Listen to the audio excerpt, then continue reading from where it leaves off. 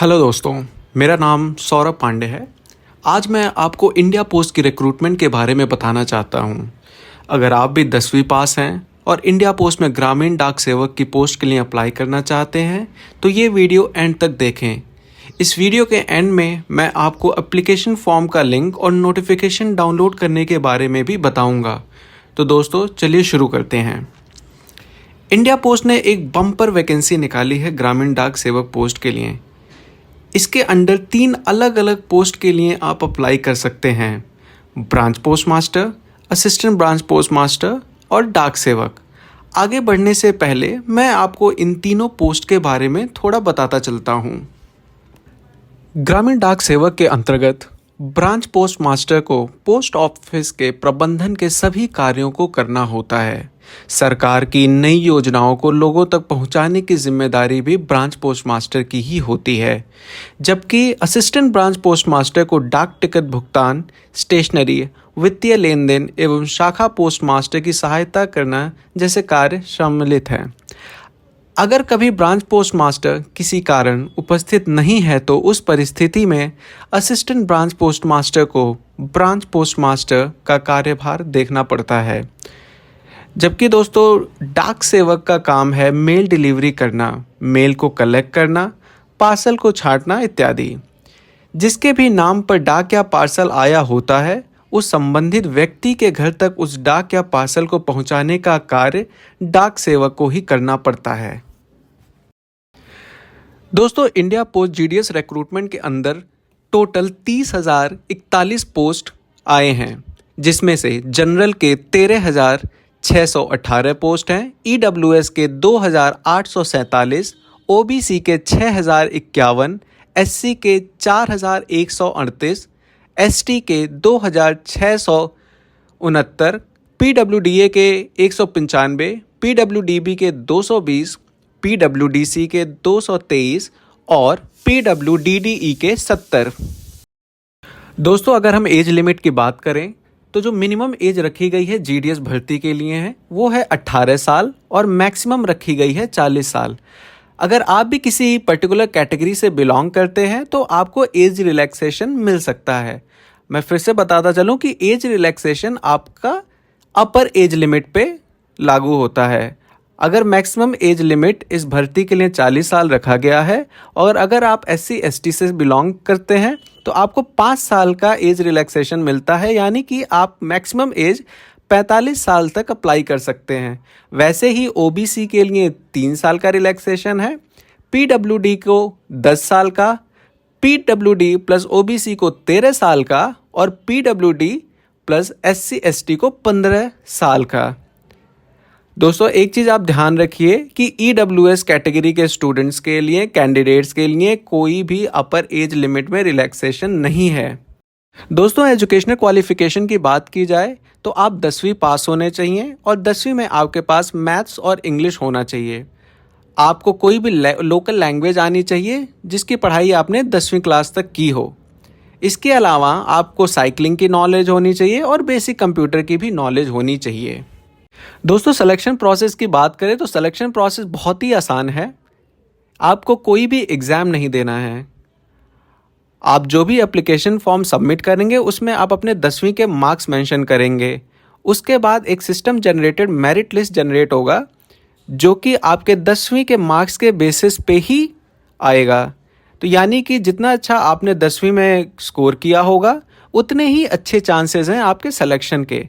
दोस्तों मैं फिर से एक चीज़ आपको बोलता चलूं कि अगर आपने फॉर्म भरते समय ग्रेड्स डाल दिए हैं जैसे कि A1, A2 या फिर CGPA डाला हो तो ऐसे फॉर्म की मान्यता बिल्कुल नहीं है।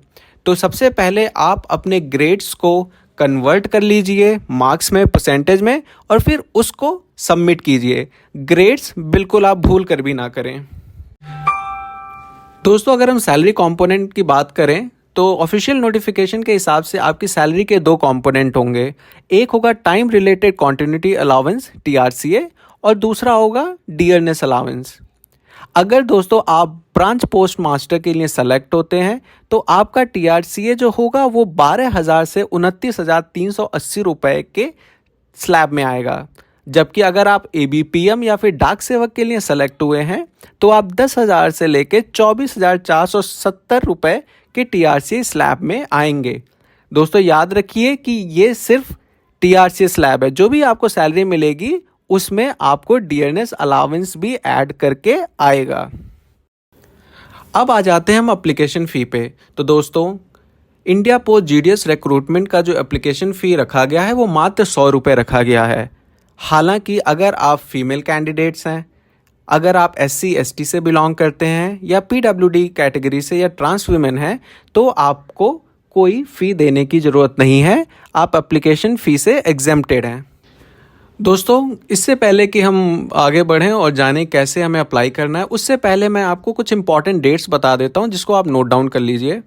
तो दोस्तों इंडिया पोस्ट रिक्रूटमेंट का ऑनलाइन रजिस्ट्रेशन प्रोसेस शुरू हो चुका है 3 अगस्त से, जबकि आखिरी डेट है अप्लाई करने का वो है अगस्त 23, और अगस्त 23 तक ही आप फ़ी पेमेंट कर सकते हैं रजिस्ट्रेशन की, जो कि मात्र 100 रुपये हैं।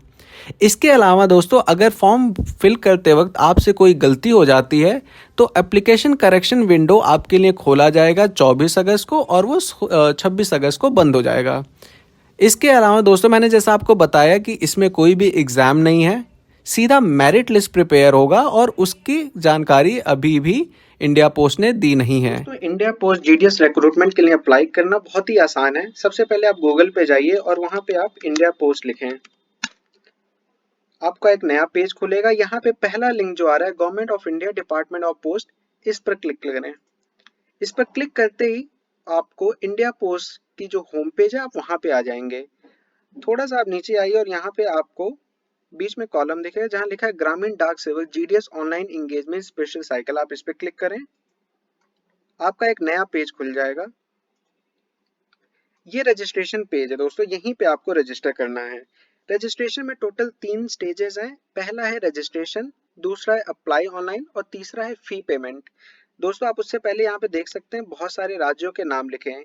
बेसिकली ये 23 सर्कल्स हैं जहाँ से आप अप्लाई कर सकते हैं। तो चलिए दोस्तों इसके लिए एप्लीकेशन प्रोसेस देखते हैं। तो पहले आप रजिस्ट्रेशन में जा करके आप खुद को रजिस्टर करें, अपना मोबाइल नंबर और ईमेल डालें और उसको वेरीफाई करें। वेरीफाई करने का मतलब ये हुआ कि आप अपना मोबाइल नंबर डालेंगे, फिर यहाँ पे वैलिडेट करेंगे तो आपके पास एक OTP जाएगा अपने रजिस्टर नंबर पे। वो OTP यहाँ पे आपको लिखना है, साथ ही में वही चीज़ आपका ईमेल आईडी के साथ होगा। बाद में आप एप्लीकेशन का नाम, अपने फादर या मदर का नाम, डेट ऑफ बर्थ वगैरह डालेंगे और फिर नीचे आप आएंगे तो यहाँ पे आपको सर्कल सेलेक्ट करने को आएगा। ये दोस्तों ये सर्कल वो सर्कल है जहाँ से आपने 10वीं पास किया है, तो वो सर्कल यहाँ पे सेलेक्ट करें। उसके बाद आपने किस साल में पास हुए थे आप वो यहाँ पे डाल के एंटर करें यानी सबमिट करें। एक चीज आप याद रखिएगा कि जैसे सबमिट पे क्लिक करेंगे आपका एक रजिस्ट्रेशन नंबर जनरेट होगा। आप उस रजिस्ट्रेशन नंबर को नोट डाउन कर लें।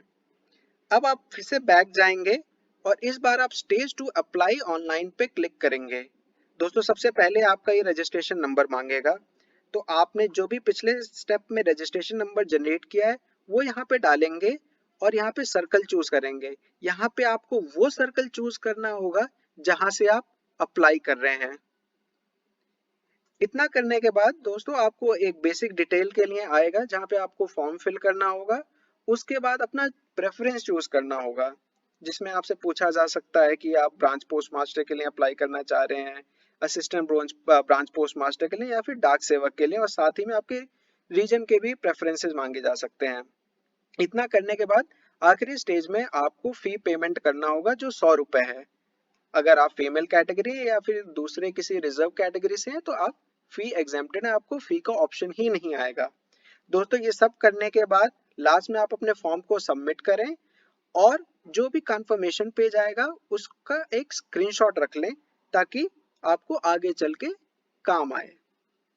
धन्यवाद दोस्तों।